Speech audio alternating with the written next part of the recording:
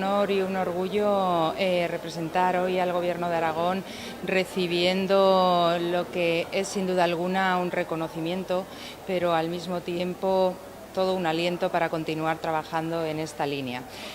Tengo que decir también, y es justo reconocerlo, que lo recojo en nombre del Gobierno de Aragón, pero consideramos sin duda alguna que esto es un trabajo colectivo, puesto que me gusta recordar que fue el Plan de Responsabilidad Social Aragonesa la primera de las medidas con la que arrancamos en el mes de noviembre del 2015 en el marco del diálogo social. Por lo tanto, es importante, sin duda alguna, que el Gobierno autonómico, en este caso, lidere todo el recorrido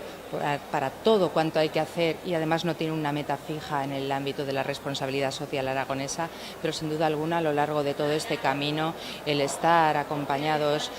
por los agentes sociales resulta fundamental.